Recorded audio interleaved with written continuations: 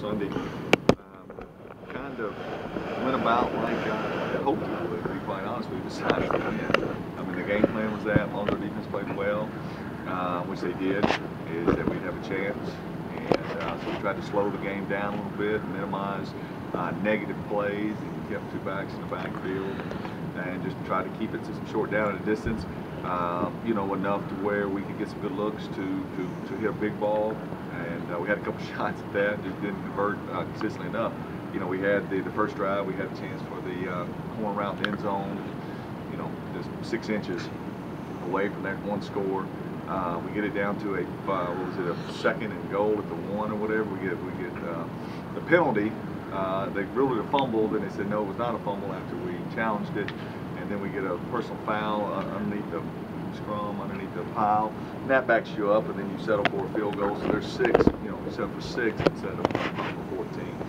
And then you missed 2 field goals on top of that. So, you know, kids competed well, played hard. We're dinged up really good on defense, but, you know, it's a fine line. You hear coach say that every week, winning and losing. And, you know, maybe it wasn't a line, maybe it was about this much this week, but we had a chance. And so unfortunately didn't get it done. And we'll move on to this tough EKU team this week on the road, who we've never beaten on the road. We beat them one time in the history of our school, so obviously that's a big challenge for us, and we're excited about it. We control, you know, what we'll tell the kids is today, you control your own dreams, and you still do, no matter what playoff implications and all that. You know, you win these next 2 games, then on Sunday you'll still watch this, you know, you'll watch the selection show. That's the reality of it. You know, but first things first, you got this week, and you have a great week of practice and get some guys back healthy and go play. You think the 2 touchdowns that Tennessee scored in the fourth quarter on your defense was more of attrition? The guys just tired? Definitely the last one, without a doubt. Now that's what, you know, that's what bigger, stronger teams do. They wear you down. You go back and look at it. We missed 2 open field tackles to where we fit it. It's, you know, one's a sack the quarterback got out of. And good play by him. Another one, in our defense, there's an unblocked safety. We just missed an arm tackle. We had another safety miss the arm tackle. And then we just kind of all out blitzed, and they had a nice little play call, screen to the back, and you know, if they got any other play but that call, we'll probably get the sack right there. So good play by them. No doubt about it. I mean, the second touchdown, well, actually the first touchdown, they were in that 2-minute mode. I mean, we're up 6-0, right? There's a minute something left and a half, and they hit a couple passes, and then the guy sprints out, right, and Thad Williams plays it really good and comes up the field and forces the quarterback to get back underneath it. Normally you get a sack right there.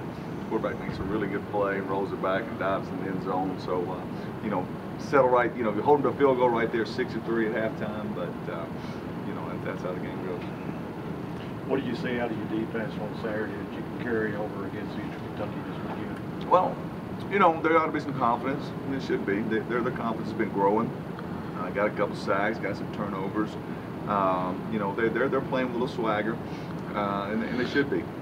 There's a lot of seniors on that group. They're well coached. Play hard. So this week, got to, you know, tackling a little bit bigger guys this past week, taking on some blocks. Like I said, our DBs are kind of nicked up a little bit, but they'll regroup and they'll play Saturday. So they should be playing with a high level of confidence. We'll need them to play well again this week. How's DJ? I guess he'll get MRI today, but you know, there's a chance for Saturday.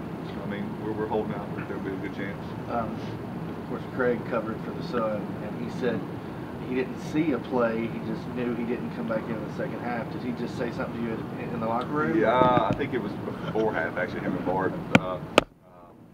Something, he got tweaked on his knee, and you know, so just said he couldn't go at that time. But he was in treatment twice on yesterday. I know he's going to try to go. You had good play from your number 2 guy. Abu. Yeah. We've been waiting for that game all year from Abu. Abu is an extremely talented back. I mean, you see a very live body, 200, I don't know what he weighs right now, 220 or so. You know, he's got a chance to be a 1,000-yard rusher next year. He really does.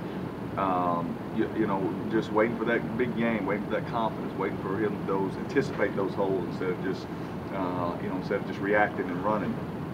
And you know, so we got to get him more involved each week. In the game, DJ did become the 5th Skyhawk to ever get Yeah. 1,000 yards in the game. So No, that's that was just good. a special moment. That was for something DJ had set goals for himself, early in the year. That's one goal he wanted to accomplish. I think he's only 4 point something yards of rush. Not quite sure. We like, you need to get those backs up to 5 yards of rush. That's when you're really running the ball well. But his effort and his toughness has been outstanding this year. It really has. We got to get some of those guys out of the box for him a little bit and throw the ball a little bit more effectively at times. And so, but no, he's had a good, solid senior year. EKU, of course, coming off a bad loss. They're going to be hungry, and especially on their home field. How do you get your guys ready? Yeah.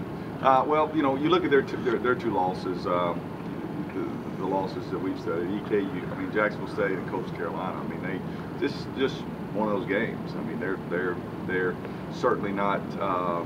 Jacksonville State's not that much better than EKU. Okay, just caught them on a good day.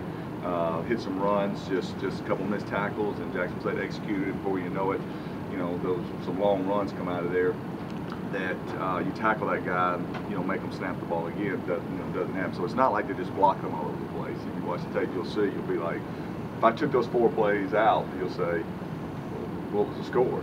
Because you wouldn't know. But that's the name of the game. You miss tackles. Somebody makes a play in a one-on-one situation, and that's what Jacksonville State did. So, you just, this time of year, you can't reinvent yourself. Okay, you kind of are what you are. You try to limit your mistakes. You try to, find certain ways that you can attack based on the players that you've got healthy and the players that are playing well. And you rep it, and before you know it, it's Friday, and you get on the bus and you go and play. That's one thing that kind of hurt Eastern Kentucky is mistakes. They turned the ball over 4 times, which is kind of uncharacteristic of their team. They're like us. I say like us. We turn the ball. I'm sure we're probably leading the country still by now. But yeah, you turn the ball over and you're not a high power, you're not EIU, and you can reel off 4 or 5 touchdown passes in a game, you're gonna lose. And so yeah, that probably will be the case this week. Every time I've been there late like this in November, the winds always plays a part of the game, and it affects your kicking games. It affects which way you're throwing the ball, whether it's with you or against you. But both teams got to play in it.